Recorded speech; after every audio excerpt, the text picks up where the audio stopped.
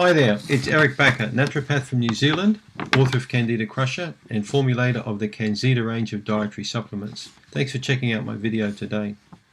Today I'm going to teach you how to really do a proper Candida diet. We're going to go through different steps of my Candida Crusher dietary approach.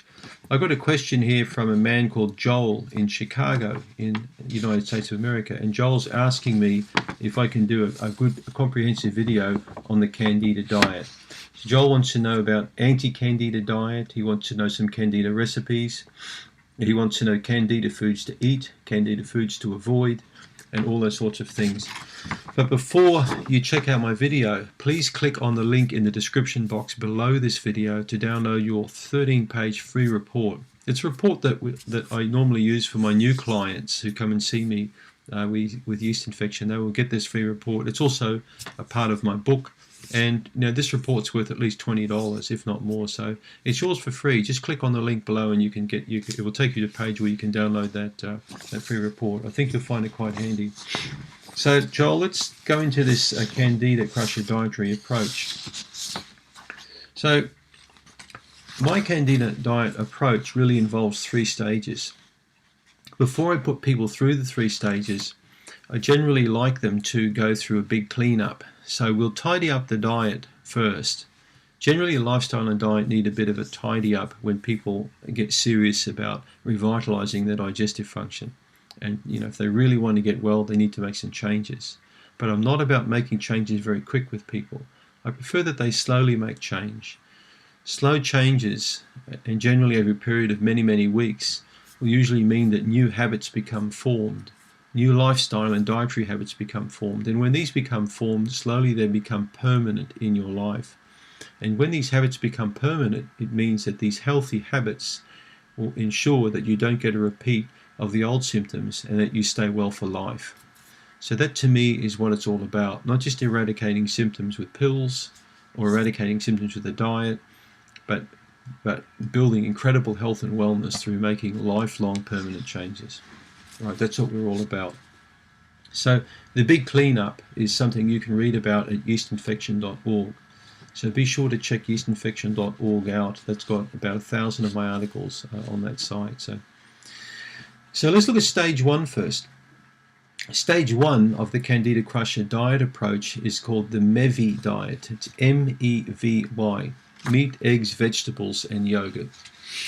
So let's look at that. Let's look at what the MEVY diet or the stage 1 approach really encompasses. So first thing we've got to do, of course, on the MEVY, which you should have already done on the big cleanup, is to get rid of all the processed and junk foods out of your diet. So if I go to your refrigerator and open it up, am I going to find lots of jars and bottles there with all sorts of sweet sauces or foods that have been in there for many days or even weeks? They all need to go into the garbage can. You need to get rid of all of those. Have a good look at your pantry and your kitchen bench and your freezer and start making some changes there. All of these things could do with a big cleanup themselves. Cut back on the amount of foods that you buy when you go out in terms of takeaway food. So stopping off somewhere and buying a pizza, or getting donuts, or getting food that are highly processed. You need to stop these habits, because these are habits that are not going to be really good if you want to recover from a yeast infection or a small intestinal bacterial overgrowth, what we call SIBO. SIBO and Candida often go hand in hand. So avoid white sugar, white flour, soda drinks, takeaway foods, beer, alcohol, wine, all these sorts of things in general. Any kind of candies or chocolates, these things all need to go. They just don't form any place really in a digestive system if you want to recover from Candida. So include liberal amounts of fresh, unprocessed and nutritional foods. So a good thing to do is to go to the farmers markets. Often you'll have sort of like markets around you, and people will grow fresh produce and take them to these markets. This is a good opportunity for you to get really nice produce rather than the supermarket. You might have a greengrocer around you that sells good quality produce. And you can end up making good friends with these people and getting some really nice fresh stuff off them. Or if you wish, do what I do, is grow a lot of your own food. And that way you've got really nice fresh food to eat all the time. It's fantastic to do that, and at least you know that it's chemical and spray free. There are no pesticides on it, things like that. So when you do buy at the supermarket, as you've heard before, buy around the perimeter of the supermarket where the fresh foods are, the meats and the vegetables, rather than the processed foods internally in the supermarket in all the aisles. Because these foods are designed to last for days and weeks and even months in your pantry. They're not really good for your digestion. Avoid sugar and sugar-containing foods. Lots of sauces you get, for example, sweet chili sauce and shrimp sauce and oyster sauce and barbecue sauce and tomato sauce, they all contain sugar. And this is why people like these things. They contain sugar and salt. So lots of people also eat way too much salt on their diet. Salt does play a good role in our diet, but many people eat way too much salt. So watch out for salted foods and crappy foods containing salt, like potato chips and pretzels. Salt's often craved by people with adrenal fatigue because they end up losing a lot of their sodium depletion through the urine. They pee it out, so they need to eat a lot of sodium. People under stress often like foods full of sugar, salt and fat. When you start understanding the connection between stress and health, and you learn to relax a lot more, you'll find that your sodium and sugar intake drop right off in your diet, and you can rely a lot more on fresh, healthy, wholesome foods. The fresher the foods, in terms of like nice fresh green vegetables and good quality lean meats, the better your gut is going to be. These foods spoil quickly. They need to be cooked up and eaten. Don't store foods in the fridge. So I don't really need to go into all the detail on all the different kinds of vegetables you can eat and all the different kinds of fruits you can eat. You can read about that at yeastinfection.org. I've written many articles on these, but let's just do a brief sort of look at the best kind of vegetables you can eat with Candida. In my opinion, these are the deep green coloured vegetables like spinach and beans, celery, broccoli, cabbage, many of these sorts of foods. There's a lot of them you can get hold of. Be careful initially of the high starch carbohydrate foods like pumpkin and squash and peas and sweet corn. Carrots to a lesser extent, but those foods I just mentioned, the sweet potato, the pumpkin. If you're in fall going into winter, for example, you may tend to eat a lot of pumpkin and squash, and these foods do have quite a high sugar content. So for the first 3 or 4 weeks going into the MEVI diet, you want to cut out the high starch carbies foods only if you've got bad candida. If you've got minor candida, you may not need to cut them out.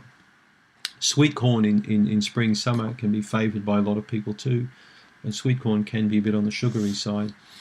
So the deep leafy green coloured vegetables to a lesser extent don't tend to have so much of these sugars that candida can thrive on. But this is only a consideration if you've got serious candida, bear that in mind. So avoid most fresh fruits and avoid all fruit juices and avoid all dried fruits, including sultanas, figs, raisins, dates, those sorts of things. Fresh fruits are okay, but let's just stick with fruits like blueberries, pomegranates, avocados, kiwi fruit is not too bad, and a green apple. I found green apple to be okay with most people with yeast infection, so it's not an issue. Watch out for red apples. The fruits to particularly avoid are the very sweet fruits like melons, bananas, pineapples, grapes especially. So they're very high sugar content, so you need to avoid those for a considerable period of time. Try not to eat the same foods every day. Try and rotate the kind of foods that you eat. Try and rotate the kind of proteins that you eat. Don't eat beef like every day, for example, or eat chicken every single day. Rotate them. And it's really good for your digestion to do that. It's also going to be less challenging for your immune system. So when we take sugars out and rotate healthy foods, your immune system will certainly pick up. Let's look at the kind of meats you can eat. You may be a meat eater like me, or you may be a vegetarian, so we'll have a look at both of these kind of approaches. Meats generally are not favoured at all by candida. So you're not going to have a problem with fresh fish, for example. Lean beef, lamb, very good protein source. And also eggs, free-range eggs. So free-range eggs and free-range chicken are certainly preferable over commercial because they don't contain antibiotics or arsenic or chemicals like that. Arsenic is a metal which is actually used as a kind of antifungal on poultry food.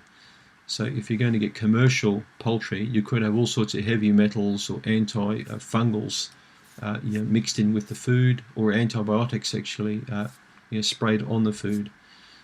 You won't get that with free range. So free range eggs are a very good source of protein.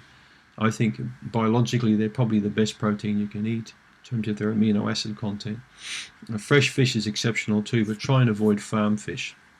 Canned sardines and canned tuna are not too bad if they're packed in spring water. Don't get too worried about the mercury content of tuna and fishes like that. Albacore tuna is quite safe to eat. Have a look at some interesting information on the internet about high fishes that contain mercury also contain high selenium levels in general. So unless you're eating shark, you should be okay with a lot of different ocean caught species. So we spoke about the different vegetables, we've talked about the fruits, so avoid the high sugar fruits, avoid fruit juices, avoid dried fruits, avoid high fat meats. I don't find pork to be, bacon to be particularly good meats to eat. So foods to avoid when it comes to meat are processed meats, from the delicatessen, pastrami, salami, ham. Those sorts of meats are sort of crappy meats to eat. They're not really good. It's like those bits of cheese with plastic around, those plastic cheeses, they're junk. So fermented foods and cultured foods, if you can incorporate them, are fantastic in the MEVI approach. So sauerkraut, kimchi, kefir, kumis, there's many different kinds. You need to find one of these foods that you like and then try and incorporate small amounts into your diet. So this stage is very important, stage one, because what we're doing is we're setting the stage for a diet that's going to start building up your health to a very high level. And also educating you, on good foods to eat, and hopefully this will be something you're not going to do just for a month or two, but lifelong, all right? So that's what I'd like you to do. So this is really the induction phase, is the MEVI, getting you into eating properly. This phase lasts anywhere from 2 to 3 weeks up to 3 months. There's no timelines here, nothing set in stone, all right? So be prepared in case you aggravate. So if you aggravate on a healthy diet approach, you need to back off a little bit. You could be eating too much of one particular food. You may not be chewing properly. You may be eating too much in general. Right? You may not be relaxing enough. You may still be including some foods into your diet which are not really good. So just try and check it out what you're doing. You could be taking antifungal dietary supplement, too much of it, and killing too quick when your gut's in a transition state, going from bad bacteria to good bacteria. So be patient and kind on yourself. Don't push yourself too hard. Let's talk about grains and breads and things like that to eat. There's a lot of talk that bread is no good on an anti-candida diet. This is not true. This is simply not true. I've worked with now close to 20,000 patients with gut problems, and I can tell you now that gluten is an issue with some people, but not the majority. Most people can tolerate some wheat in their diet, but we're not talking about 5 or 6 slices of commercially baked bread with peanut butter or jam on them. All right, so if you want to have wheat in your diet, take out the commercial bread first and go for flat bread. Just plain flour, wholemeal flour, water, and a bit of salt, made into a dough, rolled flat, and then baked on a griddle, a bit like a chapati. And you can put nice salad on there. You can put chicken, shredded chicken on there, or some beef. This is a very healthy lunch to have. You can do a similar thing with corn. You can do a similar thing with buckwheat. So quinoa, buckwheat. These sorts of flours and grains are good to incorporate into your diet. But again, small amounts. You don't need large amounts to. Don't really load your diet up top heavy in grains. But the same goes for loading up your diet top heavy in any food. Too much protein, red meat, too much beans or legumes, too much vegetables. So I see these YouTube videos of people going like hardcore raw vegan, and other people go hardcore red meat. So anything hardcore is going to give you hardcore problems, all right? So it's all about moderation and balance. I prefer to have small amounts of protein in the diet, quality, balanced by larger amounts of vegetables. I think that to me is a more sensible approach. An Asian doctor friend of mine once said that people in the Western world have got it completely the wrong way around. He said, you people have a large piece of meat on the plate, small vegetable. He said, in Japan, we have small meat, large vegetable. Clever idea. Let's look at rice. Rice is good. Brown rice, small amounts to start with. Try brown basmati. Try wild rice, the black stuff. It's quite good. Try and avoid the white rice. If you're eating a lot of white rice at the moment, mix it with brown. 60 brown, 40 white, and slowly move to the brown. Brown's a much better option. More B vitamins, more fiber. You know, it's a better grain for the gut in general to eat. So try and move away from the white rice in general. But small amounts of rice are quite okay to have in your diet. Not a problem. Quinoa also, when cooked properly, it's nice cooked in chicken stock, for example. It's very good to incorporate with the Candida diet approach. And again, small amounts, common sense. All right. So, did you get constipated? Did you get bowel problems on the MEVI approach? If you did, you may want to eat less meat in your diet. If you load up too much on protein, that could block you up. A long time ago, when I worked with patients on the Atkins diet, I found in the induction phase, the first 2 weeks, many would get constipated. And that's because they ate too much fat and protein straight away. And they didn't balance it with enough of the vegetables. The other thing I forgot to tell you is sprouts. Sprouts are fantastic to eat. In fact, I'm sprouting about 4 different kinds of grains at the moment in my kitchen downstairs. You know, I've got mung beans, alfalfa beans. I've got these New Zealand sort of organic kind of bean. I'm not sure the name of them. And I sprout them all in these jars, just with lids with some stainless steel mesh in them. And it's fantastic to incorporate into the diet. These are full of nutrition. So I sprout them away from the sunlight, and then for the last day or two I finish them off in the light where they green up. So these contain lots of folic acid and a huge amount of minerals and vitamins that really help to build up your health. So you can put sprouts into your diet too, another good addition. So stick with this MEVI approach for a few weeks. Generally the first 3-4 weeks you'll start to pick up and you'll feel better. After you've been on the MEVI approach for a little while, we're going to put you into the low allergy phase. So the hypoallergenic phase is very clever, because what we're doing now is we've improved your gut, we've removed the junk, we've put more enzymes, vitamins and minerals into your diet, you're learning to chew properly, you're relaxing more, you're sleeping well. Now we're going to improve your immune function to a high level by being more selective with the foods that could potentially challenge your immune system. We're going to take them out. This is very important because many people with SIBO or SIBO and Candida have leaky gut, or they have food allergies and food intolerances. So if you haven't already done so, phase 2 or stage 2 of the Candida Crusher approach, we're going to take out cow's milk. We're going to take out most dairy products. Butter is always fine. Unsalted, good quality butter is fine to have. Small amounts of mozzarella cheese aren't too bad. Parmesan and mozzarella, small amounts are okay, but try and keep away from all the other cheeses if you can. Don't grate cheese on everything. It's no good for your gut. Cream is, take the cream out. Yogurt is fine if it's a good quality sour acidophilus organic yogurt, preferably from health food shop, or make your own. Small bowl every night after dinner is good to have. Kefir, small amounts of kefir, again made from milk or coconut cream, coconut milk are fine to have. But the low allergy phase, dairy generally, be cautious. Take cow's milk out. Take out bananas and pineapple and oranges. Those 3 fruits are very, in my opinion, strongly allergenic with many people. Limes and lemons are fine, but take out mandarins and tangelos and kumquats and oranges and that sort of citrus category, take them out. Chocolate, gone. You've got to get rid of chocolate. Don't argue with me, just take chocolate out of your diet. Take raw cacao out of your diet for at least 3 or 4 weeks. Take stevia out. If you've got serious candida, take stevia and xylitol out as well for the first month, and then slowly incorporate them back.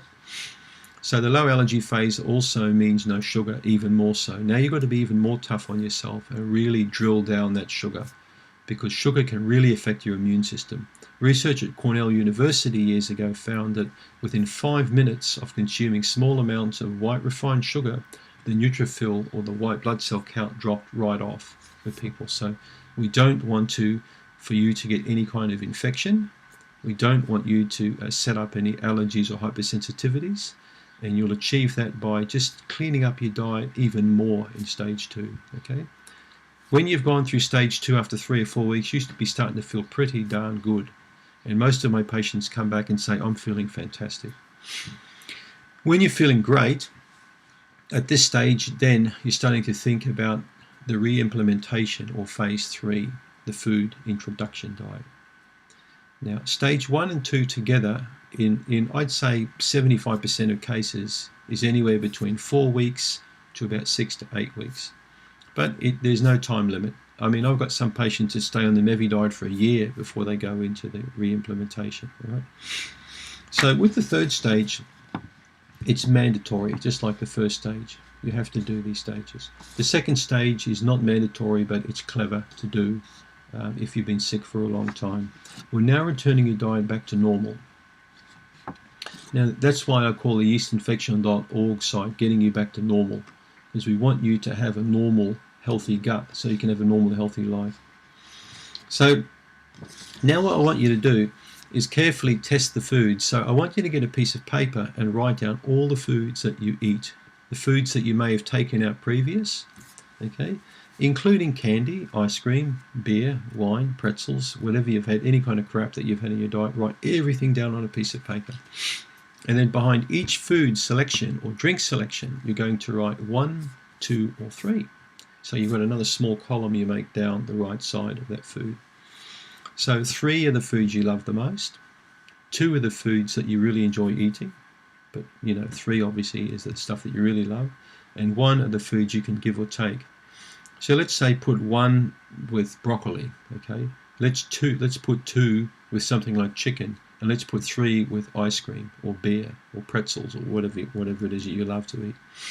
Now the foods that you're going to introduce, if you're not already eating them, are the foods with 1. So the foods that you can give or take go first into your diet. And then you incorporate 1 or 2 foods at a time for a period of 3 days, 4 days, or up to a week. And then once you've implemented most of those foods, you can move to the grade 2 foods. Okay, implement those again very gently and slowly. And the foods you bring last into your diet are the 3rd grade. All right, these are the foods you love the most. So don't be in a hurry to bring the beer back. Don't be in a hurry to bring the wine back. If you start immediately introducing these foods again, you could set up a leaky gut, burping, bloating, gut problems. And before you know it, the candida grows back again and you've got big problems. And you'll get anxiety or disappointed and then email me saying this is a crap approach, it doesn't work. This approach does work. I can guarantee it works because I've used this program now for over 20 years with thousands and thousands of patients. It's a sound protocol. If you follow it properly, it works. The big thing we haven't discussed, because we're talking about the Candida diet, is the lifestyle.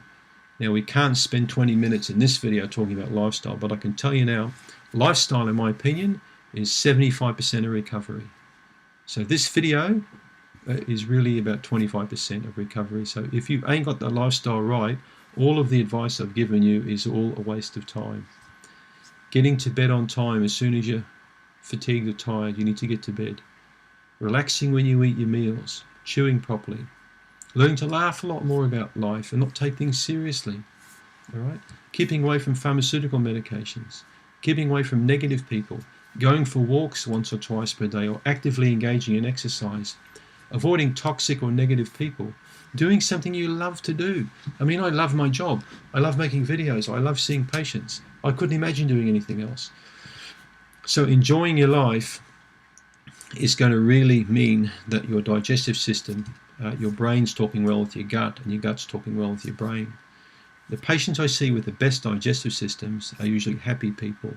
They're happy with their life, they're happy with their partners or their job. So you've got to be happy, otherwise it's just not going to work for you.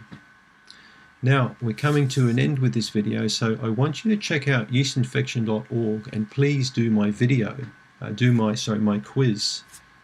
Be sure to do my Candida quiz if you haven't already done that quiz. Just a reminder to click on the link down below in the description box to get your free 13-page report on the Candida foods. It's a really good summary and more on what we've spoken about in this video. Also, don't forget to check out Candida, my line of Candida dietary supplements, which I think are a perfect complement to the diet and the lifestyle. So after working with so many thousands of patients, I worked out that people need the best kind of foods, they need the ultimate kind of lifestyle, and they need the best kind of supplements. And that's why I created the Candida range for people like you to complement this kind of dietary approach. You can often do this at home and get yourself well without going to see a doctor. So it's quite simple. So just follow the protocol as I've outlined on yeastinfection.org, and I think, you know, the right food, the right attitude, the right lifestyle, the right supplement, you're going to get the perfect outcome. Don't forget to subscribe to my channel and keep giving me some feedback on the kind of videos that you want. So I hope that was a good reply for you, Joel from Chicago. It was a long-winded reply, but I hope you've really gained some good information out of this video. Thanks for tuning in.